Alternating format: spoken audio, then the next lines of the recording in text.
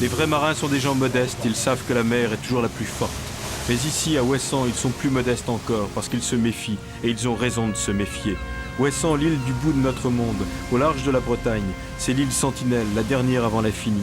Elle est plus que belle, Ouessant. Les cartes postales ne mentent pas, elles nous disent que les hommes ont jugé bon d'encercler l'archipel de balises, de phares, de tourelles. Car pour les marins, Ouessant, c'est ça.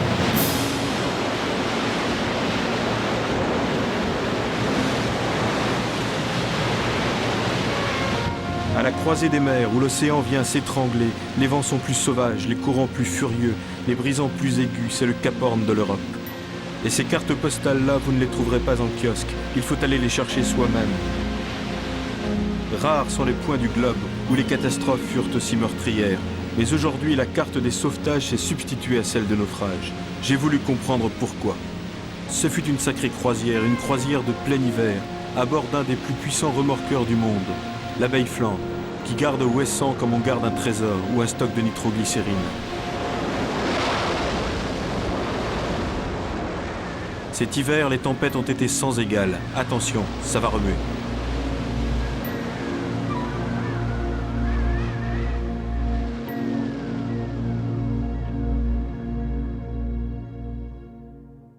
Moi, je reste convaincu que pour faire du sauvetage dans des mers grosses comme nous rencontrons en mer d'Iroise et au large de la Bretagne, eh bien, il n'y a qu'un remorqueur pur comme celui-là pour faire du sauvetage. Sécurité, sécurité, sécurité. À tous les navires, à tous les navires, à tous les navires. Ouessant Pacifique pour un bulletin météo spécial large. Tu es à quai, tu vas faire ton petit tour en ville, tu as ton bip, il fait beau depuis 15 jours, puis subitement le bip il sonne, il faut rallier le bord dans les 10 minutes qui suivent. C'est ça aussi le travail de l'abeille Flandre et le travail de sauveteur. Une dépression à 955 hectopascales, menace de force 11, violente tempête, demain dimanche avec une très grosse mer. Est-ce qu'il t'arrive d'avoir peur? Peur en mer? Oh, non, si tu as peur en mer, tu fais pas ce métier, quoi. Non, peur en mer.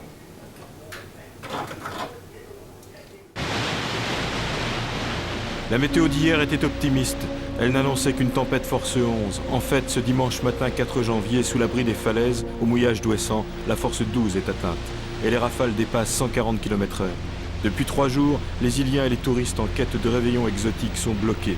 Les liaisons maritimes sont interrompues. L'ouest de la France est balayé par une succession de tornades. Voilà des jours que nous n'avons revu Brest. En alerte dès 40 km/h de vent, l'abeille quitte son port d'attache. Ce sont 2 heures de gagner pour atteindre un navire en détresse.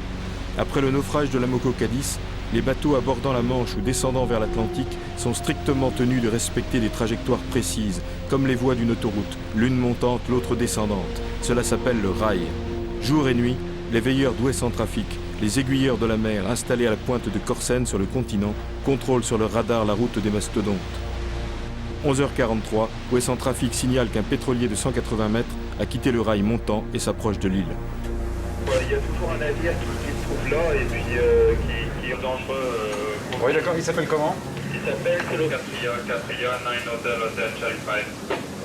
Oui, et il continue. Et sa position actuelle, s'il vous plaît? Attendez.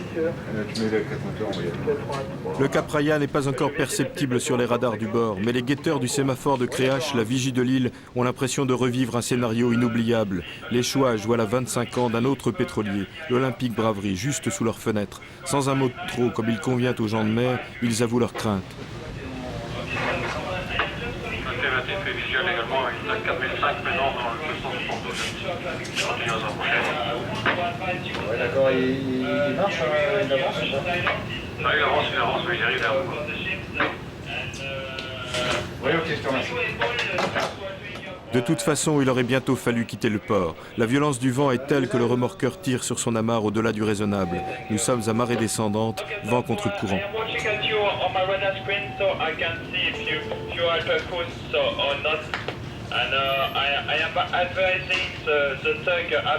Carlos, le commandant, prévient le COM, le centre des opérations maritimes situé à Brest, qu'il n'y a pas une seconde à perdre. Le comportement du Cap Raya est incompréhensible, mais ce qui est sûr, c'est que nous sommes dans l'urgence extrême. En route, en 11 nœuds, mais bon, je viens de voir le créage, effectivement, il ne se rapproche pas.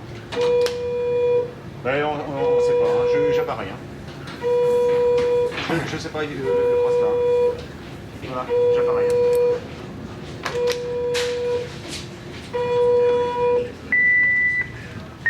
On va appareiller, hein. Bon, putain, les photos du carré, tout ça, vite fait. On reste à jouer, là.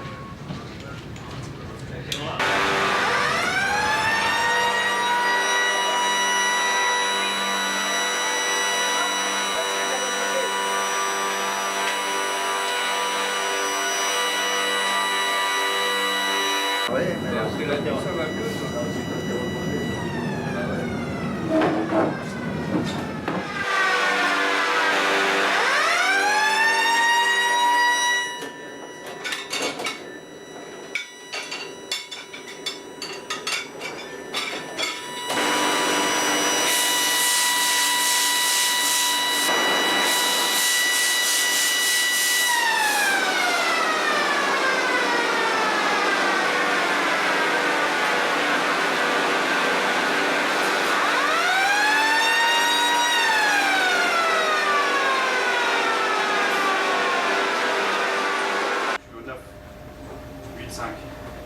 Tu me dis quand tu arrives au zéro. Un bateau, c'est un immeuble de 7 étages et 3 zones de travail.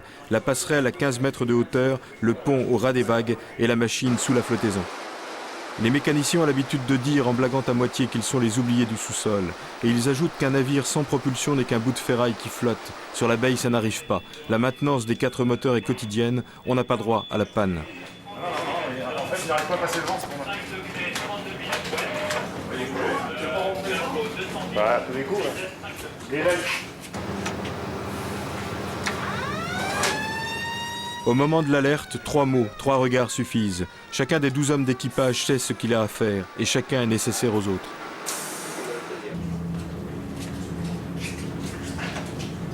Alors, il part comme une pression une pelle serrée. Bon, ouais, sans trafic d'abeilles, on a appareillé.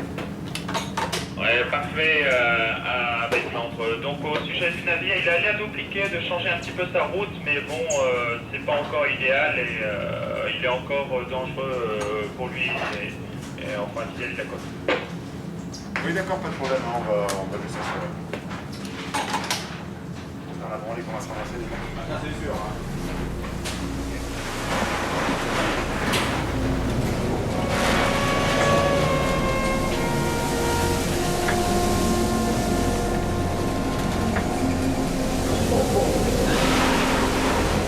Nous avons appareillé en 10 minutes et débordé la pointe qui nous abritait. Maintenant, la danse commence. Nous longeons au plus près la côte nord de l'île, la plus rude, dont Carlos connaît chaque caillou, à la rencontre du Cap Raya. Mais ça ne va jamais très vite, un bateau. Même avec 20 000 chevaux lancés au galop, nous filons un peu plus de 15 nœuds, un peu plus de 25 km/h. Le courant nous pousse, mais nous avons le vent dans le nez, d'où ces vagues courtes et hargneuses dans lesquelles nous passons en force. La baie en a vu d'autres. C'est le seul bateau tout temps de la zone, le seul qui continue à faire route quand les autres s'abritent ou fuient, quand les hélicos sont cloués au sol.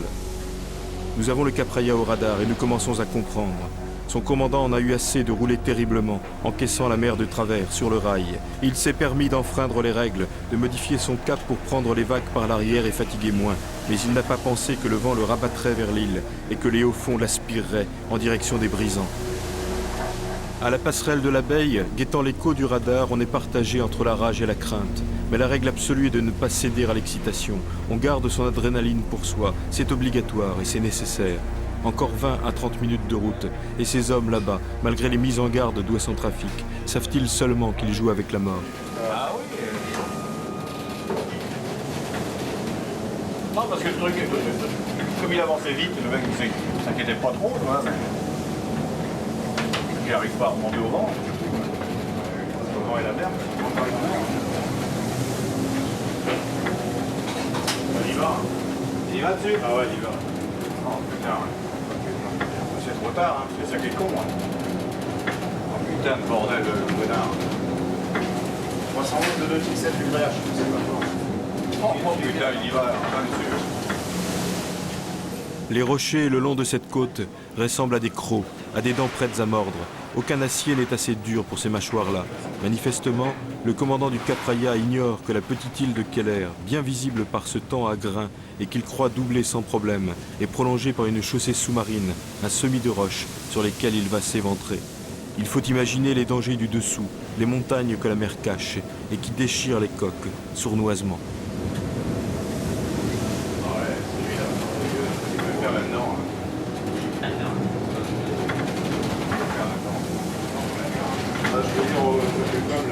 Carlos et Guitou, le chef mécanicien, sont atterrés. Par cette furie de temps, comme ils disent, et si près des cailloux, il sera difficile, voire impossible, de crocher une remorque avant que l'imprudent n'aille à la côte. Le Capraia, lui, poursuit sa route, comme si de rien n'était. Passera-t-il? Ça va passer? Ouais. Il passe? Oui, il a l'air de gagner là. Il gagne, il gagne. 12h22, il est passé, à 5 minutes près, à 2000 mètres près, la moindre avarie, et ce serait fichu. Il va passer loin. Comment sait-il qu'il n'est pas bien là? Je sais pas. C'est sûrement. Ce dimanche. Sur la baille, peu à peu, le soulagement s'installe, comme on expire violemment après avoir retenu son souffle. Mais Carlos n'est pas dupe. Le pétrolier fou lui réserve encore des surprises. Je prends pas le paquet de mer, c'est le carocasse. Et l'amitié, ça n'a pas de prix. Hein. Ça n'a pas de prix, hein? Ça n'a pas de prix. 12h27, Ouessant est derrière nous. Arrivé là-bas, il va faire pareil. Hein. C'est évident. Il ne prend pas sur la gauche. Ah ouais. Ouais, on ne force pas là. Non, là, il pourrait venir de 20 degrés à gauche. Maintenant que les deux navires sont côte à côte, Carlos prend les choses en main. Et il n'est pas au bout de ses peines. Le Capraia s'apprête à remonter la Manche, mais s'obstine à vouloir raser la côte, celle du continent cette fois. Il s'en va vers les roches extrêmes du Finistère, pas n'importe lesquelles, celles de Port-Salle. Carlos anticipe, calcule la dérive, estime l'effet des courants et avertit Ouessant Trafic. À ce train-là, le fantôme d'un pétrolier transformé en épave depuis 20 ans risque de ressurgir. Oui, bah, c'est les roches Nabucco, là. Donc, dans le nord du four. Il faut qu'ils viennent plus dans le nord, hein, parce que là-bas, la mer est plus violente encore.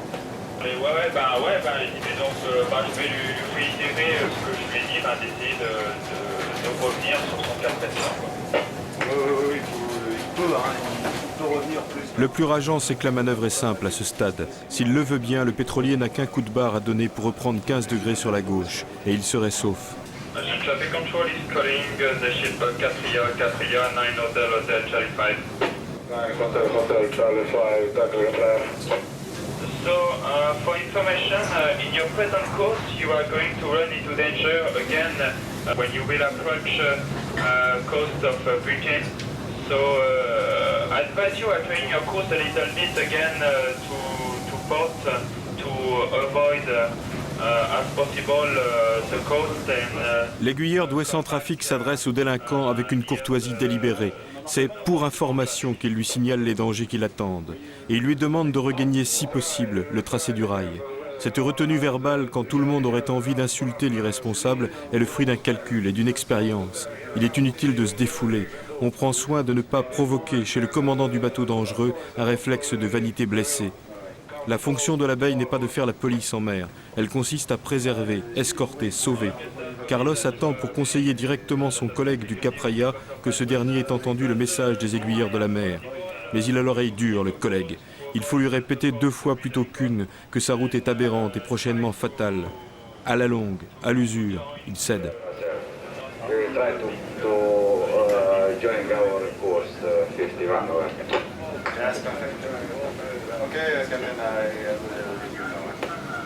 All the best very much and thank you very much for your help. All the best to you and your family. Thank you and your crew. Thank you. Bye bye. Enfin, il écoute, il obéit, il s'engage à faire de son mieux. Il prend, un peu tard, la mesure de sa faute et devine par la même occasion que l'amende à la première escale risque d'être salée. Alors il file doux et arrondit les angles. À la passerelle de l'abeille, on n'en pense pas moins. Mais le résultat est là et c'est le résultat qui compte. Selon la formule de Carlos, la bonne manœuvre est la manœuvre qui réussit.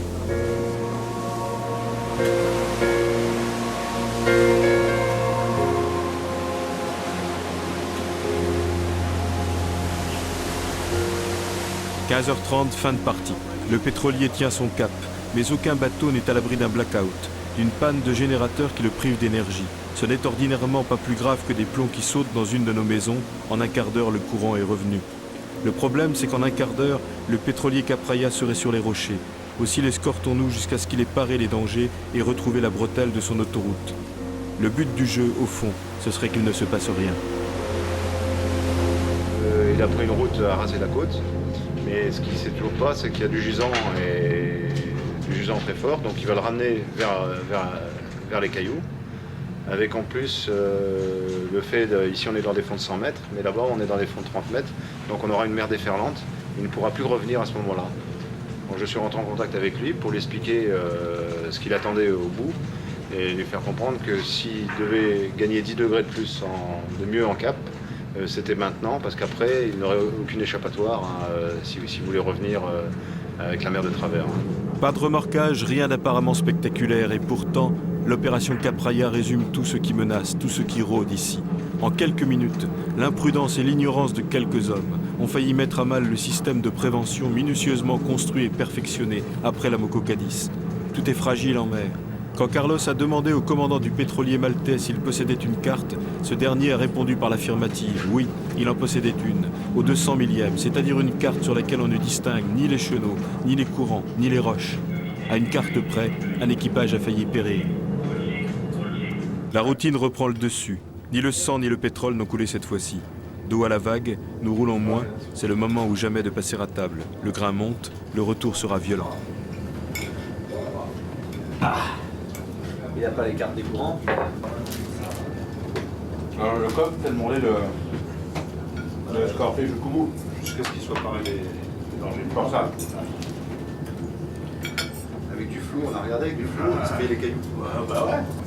Il y a un sauvetage qui n'était pas un sauvetage, c'était la récupération de corps, qui m'a marqué plus que d'autres, c'est vrai. Et, bon, Charlie, qui est à bord, était également présent. C'est quand on a récupéré les corps du François Vieljeu, quand il a coulé au large de la Sardaigne. Alors là, je dois dire que ça a été quelque chose de particulièrement pénible, parce que moi, c'est la première fois que ça m'arrivait. Par la grande pêche, j'ai vu des gens disparaître. Le gars, il disparaît, c'est accident de travail, le couvreur il tombe de son toit, je veux dire, bon, ça fait partie des risques. Et je crois que ça a marqué tout le monde pendant longtemps. Là.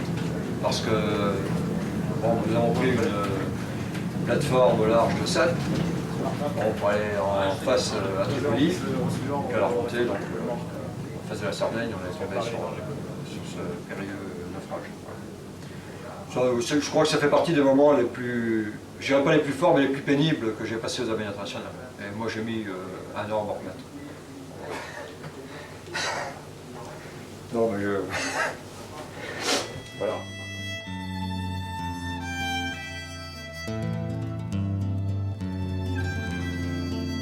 Sont partis par un sacré vent du nord.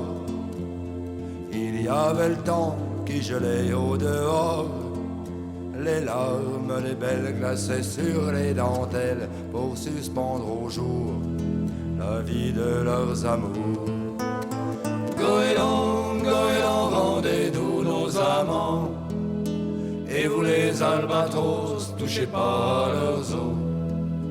Et Dieu des vents, avec eux soit clément, que les vents portants les ramènent à l'Orient, les ramènent à l'Orient. Les paquets d'embrun qui balayent le pont leur glacent les os jusque dedans le fond. Les yeux pleins de misère, ils s'en vont vers l'enfer quand s'efface la terre où pleurent leurs amours. Goéland, rendez-nous nos amants. Et vous les albatros, touchez pas à leurs os. Et Dieu des vents, avec eux soit clément, que les vents portants les ramènent à l'Orient, les ramènent à l'Orient. Nous avons maintenant la mer du vent. Même depuis la passerelle à 15 mètres de hauteur, les déferlantes nous surplombent. Il ne faut pas croire que les marins sont blasés, on ne perd pas une miette du spectacle. Le bateau tremble comme une feuille de tôle. Il frémit de la proue à la poupe. Le gros temps n'est pas ce qu'on imagine. C'est une danse incessante, un art inconscient de rester d'aplomb, de chercher ses appuis.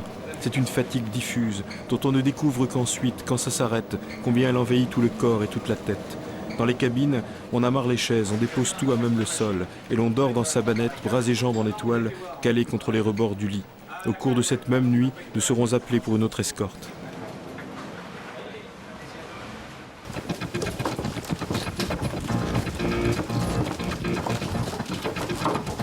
Je redescends sur terre ou plutôt sous terre. Confidentielle défense, ces couloirs dont l'accès est interdit conduisent au COM, le centre d'opération maritime où sont coordonnées toutes les actions de l'État en mer. L'Abeille Flandre est un navire privé appartenant à la Compagnie des Abeilles Internationales. Mais 365 jours par an, il est à la disposition de l'État, son affréteur, et remplit une mission de service public. Un patron, un seul, gouverne et tranche. C'est l'amiral Le Dantec qui cumule charges civiles et militaires. Monsieur l'amiral. Il faut soumettre à un détecteur l'empreinte de son index pour le suivre au cœur du système. Bien ici, vous êtes dans un endroit secret qui est le centre de commandement de la flotte de l'Atlantique, 30 mètres sous le château de Brest, enterré. Et là, jour et nuit, des équipes veillent pour commander la flotte française de l'Atlantique. La Moko Cadiz a été une prise de conscience générale de l'urgence de mesures à prendre. Et là, on ne peut pas accuser les pouvoirs publics d'être restés les bras ballants. En effet, on a donné au préfet maritime des pouvoirs considérables, notamment celui de mise en demeure d'un bateau constituant un danger pour le littoral français. Et dans ce cas, on demande à l'armateur et au capitaine du navire de faire cesser le danger qu'il représente, faute de quoi, à ses frais et à ses risques, nous prendrons toutes les mesures pour empêcher que le bateau provoque une catastrophe. Je reviens sur la mise en demeure. Il y a toute une culture de la négociation entre le remorqueur et puis le bateau qu'il va assister. Tout ça, c'est fini ce temps-là. Vous avez bien raison de le dire, c'est fini. Parce que l'accident de la Moko Cadiz, c'est bien ça qui s'est produit. Des négociations interminables entre le commandant du bateau, son armateur et les compagnies de remorquage. Aujourd'hui, la mise en demeure me permet d'obliger un bateau à prendre la remorque. La loi française m'autorise à le faire et nous avons l'Abeille Flandre qui est capable, elle l'a prouvé, de tenir, même par très mauvais temps, un gros pétrolier en difficulté. Pour toi, l'amiral Le Dantec, c'est d'abord un supérieur hiérarchique et un affréteur ou c'est d'abord un marin? C'est d'abord un marin. Quand vous avez l'occasion d'avoir une liaison radio avec le commandant Claden à la passerelle de l'Abeille Flandre, vos rapports sont d'abord des rapports hiérarchiques ou ce sont d'abord des rapports de marin à marin? Je dirais que c'est des rapports de marin à marin, faits d'estime mutuelle et de confiance. Je dois dire que le commandant Claden, quand il nous propose une solution face à une situation de danger ou d'urgence, nous tenons le plus grand compte de ses avis. Militaires ou civils, fonctionnaires ou non, les gardiens du rail partagent la même mission et sont d'abord des gens de mer, amoureux de leur côte. Quel est votre oiseau préféré? Ah, c'est le foulbassan, parce que c'est un oiseau qu'on ne voit qu'au large, qui est un superbe voilier, qui fait jusqu'à 1,80 m d'envergure, blanc avec le bout des ailes noires et le bec jaune, qui sont des merveilleux animaux. Si je croyais à la métempsychose dans une vie future, j'aimerais bien être un foulbassan.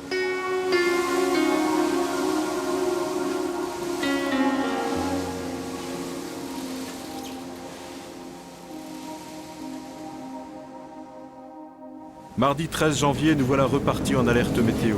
La mer est dure, mais le pire est à venir. Une violente tempête de force 10 à 11 est imminente.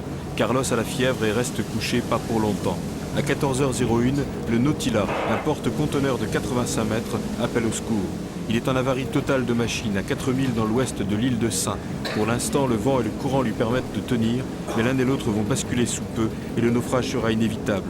Il faut faire vite. À 2 heures près, la manœuvre sera compromise et le vent commence à tourner. 5h, 6h, 7 heures. allez, 7h. J'ai 9 minutes de longueur. 7, À 11h du soir. Et la bascule est à quelle heure? 18h40. Conseil de guerre à l'approche du navire en détresse. Entre le pont et la passerelle, on fait le point, on arrête une tactique avant de passer à l'action. Pour ça, il faudrait prendre maintenant, là, et puis remettre le tartare.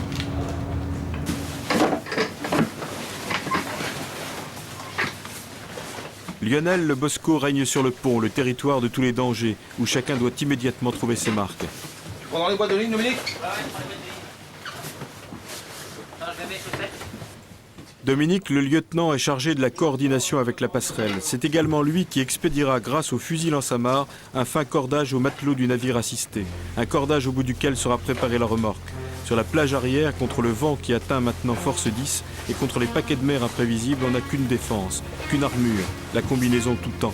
Le reste est affaire de vigilance et de réflexe. La porte va s'ouvrir comme se lève un rideau. Dehors, ça piaule.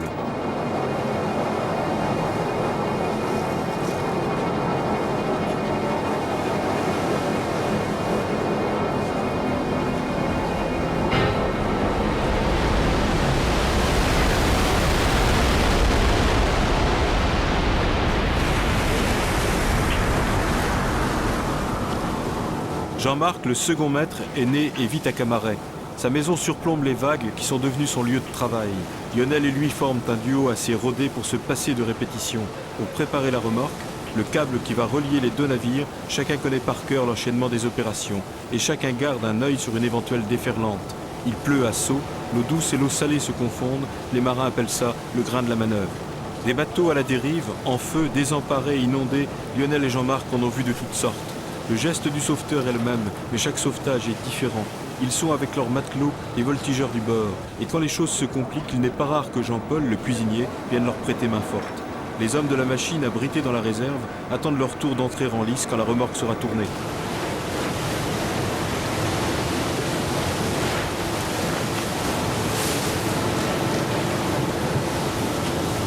Nous avons affaire à des clients sérieux. Le commandant du Nautila, dès qu'il a compris que la panne était grave, a pris toutes les dispositions auprès de son armateur.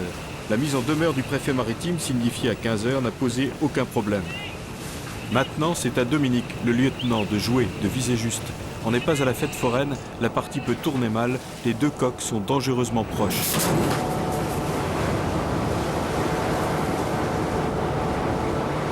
Carlos et l'autre capitaine ont parfaitement réglé le balai. L'équipage du Nautila est à son poste, sur le gaillard d'avant. Ce sont des pros, des vrais, acrobates et coordonnés. Ils ne laissent pas filer l'occasion, la première tentative sera la bonne. Pourtant, le vent est si fou que les mouettes volent à reculons.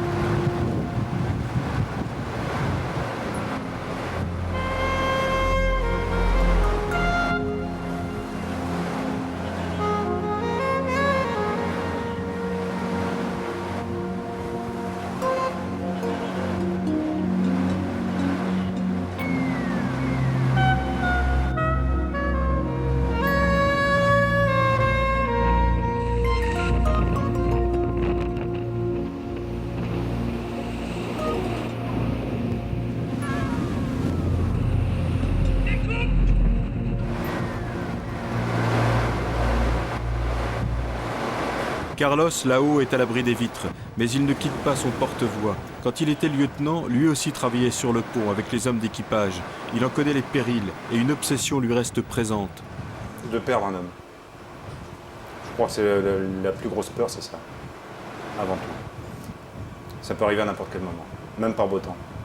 Et ça, c'est vraiment ma grosse frayeur, c'est ça. D'autant plus qu'auparavant, j'étais avec eux sur le pont, quoi. Donc là, il y a une dimension, je sais comment on travaillait sur le pont, et on travaillait bien parce qu'on avait confiance aux gars qui étaient en haut. Donc il ne faut pas qu'ils perdent cette confiance.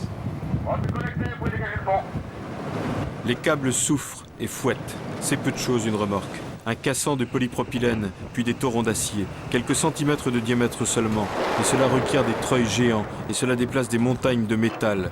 Quand ça cède, ça peut tuer en balayant le pont. Reste à apprivoiser le monstre, à le dompter peu à peu. Savoir lâcher, savoir reprendre, ne pas être emporté par le navire qu'on assiste, c'est l'art du fin manœuvrier. Carlos et Guitou jouent des manettes avec dextérité. Vincent, le second mécanicien, surveille le bon défilement de la remorque. Un équipage, c'est une symphonie.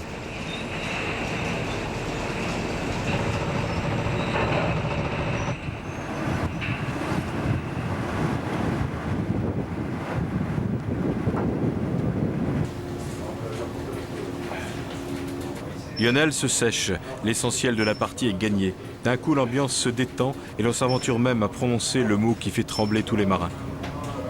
On a ramené 13 à bord et on n'a pas arrêté de parler de lapin.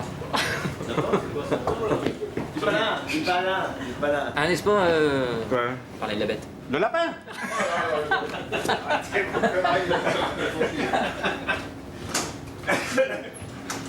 Ah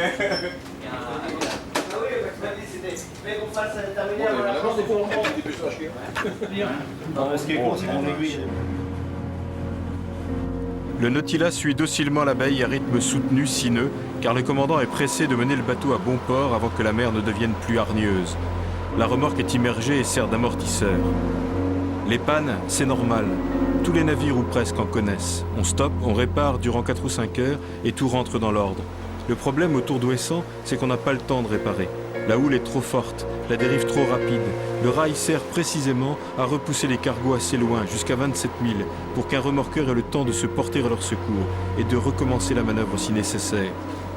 Après 20 ans de station à Brest, l'abeille Flandre a sauvé, comme aujourd'hui, 176 navires, notamment 11 pétroliers, 7 transporteurs chimiques, 2 ferries et 37 chalutiers. Son homologue, l'abeille Languedoc, basé à Cherbourg, aligne un palmarès comparable.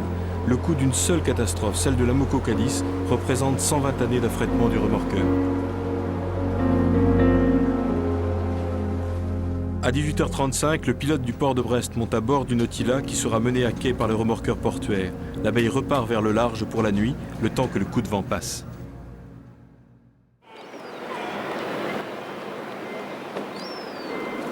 C'est bien le vent. Voilà, ouais. Ça fait classe. En fait, les bateaux que vous allez assister, là, c'est des fortunes de mer ou... Bah, fortune de mer, il y en a. Mais bon, autrement, il y a... Non, tu peux avoir des bateaux neufs qui tombent en panne aussi. C'est le coin qui fait que c'est dangereux, quoi. Ouais, bah déjà, ils ont remonté tout le golfe de Gascogne. Donc, c'est pas le coin le mieux, déjà, au niveau du temps.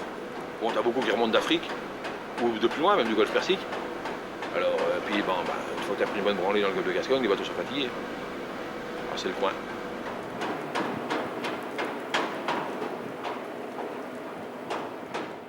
Je crois que j'ai plus d'amour pour l'équipage que pour le bateau. Parce que dans ce type de métier, le bateau est important, c'est vrai. Bon, l'amour du bateau, mais pas l'amour du bel objet, quoi, mais de quelque chose qui doit fonctionner, qui est un outil, bon, autant que cet outil soit bien huilé, soit parfait. C'est qu'on l'aime, les bateaux, hein. On les aime, ces bateaux-là. Je crois que tous les marins aiment bien leurs bateaux, de toute façon. Et regarde. Ça va blanchir après. Hop. C'est la Rolls. Ici, c'est la Rolls. Voilà, ben, tout le reste est fait, là. Je dirais que la particularité du remorquage, c'est que le bateau, en fait, est englobé dans l'équipage. C'est l'équipage qui l'entretient. C'est eux qui vont se battre, ils vont faire les choses pour que, justement, ils soient bien entretenus. Mais c'est eux, derrière, qui vont souffrir. Et je dirais, dans toutes ces opérations-là, si elles sont réussies, c'est 98% grâce aux hommes qui sont en bas à la machine et à ceux qui sont sur le pont.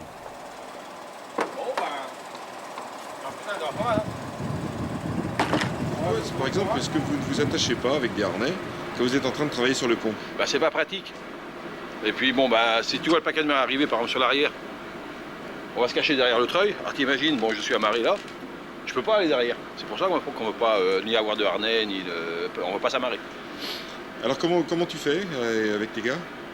Bah déjà, bon, je les place, bon, puis depuis le temps, chacun sait à peu près son poste, à part quand il y a des nouveaux, quoi. Sinon, bah, il y a toujours un qui regarde derrière. Et puis dès qu'il voit le paquet de verre arriver, bah, on se met derrière le treuil, ou alors on s'accroche aux mains courantes, et puis comme on dit, on fait drapeau, quoi. Tu veux dire, vous partez à l'horizontale, quoi? Ouais. Et puis bon, bah, après tu retournes, puis... Mais bon, bah, ça, depuis le temps, on a l'habitude, quoi. Quelquefois, on part quand même avec. Hein. Alors t'embrasses le rouleau, t'embrasses la lisse, n'importe quoi.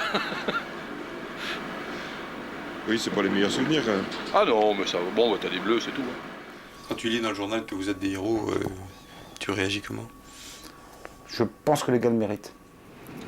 Ils n'osent pas en parler. Ils n'osent pas en parler, mais bon, c'est vrai, quand je suis là-haut, je vois ce qu'ils font, ben, c'est des tout petites personnes au milieu de l'eau. Il y a des moments, quand un gros paquet de mer embarque, je vois plus personne. Et j'ai l'impression que j'ai perdu tout le monde. Et ils sont toujours là, et ils retournent derrière. Je crois qu'ils le méritent. Non, on n'est pas des héros, c'est pas... Attends. Bon, arrêtez de rôder. Ah là, j'ai dit une chose, le doute m'habite. Le doute m'habite. Ça me fait sourire. Ça me fait sourire, hein. Je pense que des héros, il y en a plein partout alors. Bon, ça fait un peu sourire parce que des hommes exceptionnels, il y en a plein. Je veux dire, il y a des chirurgiens, il y a des pompiers, il y a des... Les héros de la mer. Il n'y a pas à se sentir de gloriole plus qu'ailleurs. Non, alors pas du tout mon truc. Hein. Vraiment. Non, c'est pas du tout pour des héros, il n'y a rien, on fait notre boulot. Bon, ça fait sourire, quoi. Mais enfin, si on considère que nous sommes des héros, soit. Ouais, c'est la pudeur, ça. Je crois que c'est la pudeur du marin. C'est un peu le problème général. Tous les marins sont comme ça. Que ce soit le pêcheur, que ce soit le gars de la SNSM. Je pense que leur travail à eux sur l'abeille, j'ai vu l'abeille, le travail déjà à la télévision, je pense que pour eux c'est encore plus dangereux que ce qu'on fait. Parce qu'ils ont du matériel quand ils travaillent, ils ont des câbles derrière, suivant le remorquage et tout ça, donc c'est extrêmement dangereux. Lorsqu'ici, il suffit d'être accroché bien à un bateau et puis c'est beaucoup plus facile. Et vous avez un point commun, c'est que vous sortez quand les autres rentrent, quoi. Ah ouais. On est là pour ça, pour sortir, hein. C'est les capeurs, il faut pas qu'ils fassent partie de la SNSM. Le monde d'Ouessant, c'est un club qui ne dit pas son nom, celui des frères de la côte. Personne ne l'avoue, mais une admiration mutuelle unit ses compagnons du bout du monde. C'est intéressant parce qu'on rencontre les gens des autres milieux, on s'aperçoit finalement qu'on n'est pas différent, quelle que soit la carrière qu'on ait faite. Entre un patron pêcheur, un patron de remorqueur, etc., il n'y a finalement pas de grosses différences. Quels sont les grands principes de la SNSM? Les règles d'or de la SNSM, écoutez, elles sont particulières au sens que ici c'est du bénévolat. Et les règles d'or, c'est que ce sont les marins qui vont sauver les marins et qui vont les sauver dans les coins qu'ils connaissent.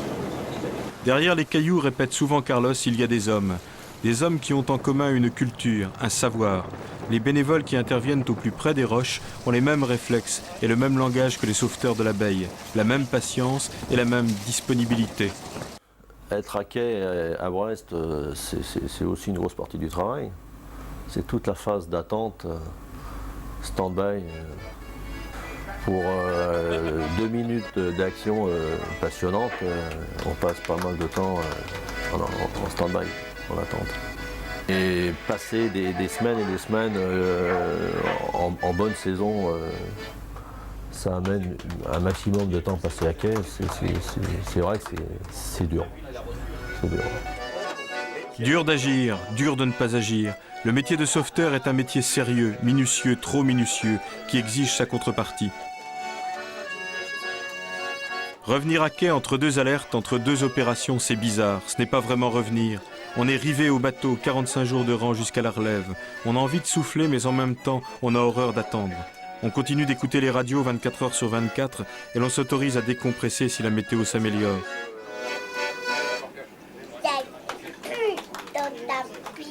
Les amis, les femmes, les enfants passent à bord quand il a été possible de les prévenir d'une escale. L'autre vie par bouffée vous entoure et vous effleure, comme un parfum. Vagabond sans rivage, dont certains tatouages évoquent l'anarchie et la révolution. Mais lui, le malabar, lui qui n'a peur de rien, leur dit: je vous préviens.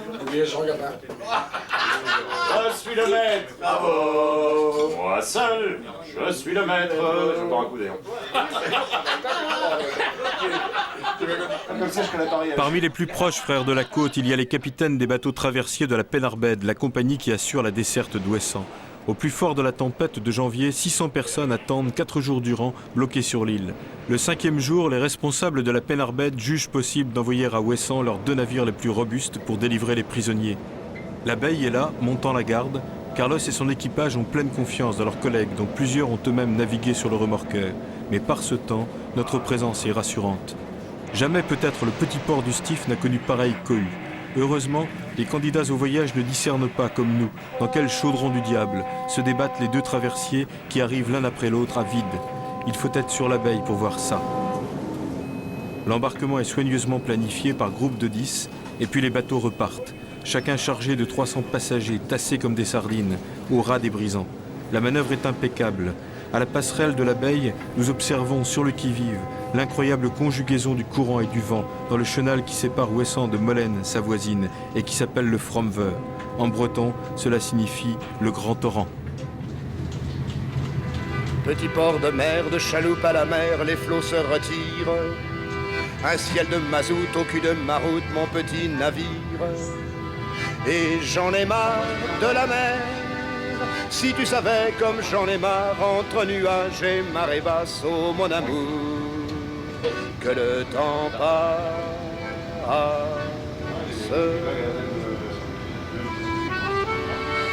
Le monde des professionnels qui fréquentent et protègent la zone d'Ouessant est cohérent. S'il n'y a pas eu de nouvelle Amoco Cadiz depuis 20 ans, ce n'est pas un hasard. C'est le fruit d'une politique imitée peu à peu par maints pays étrangers.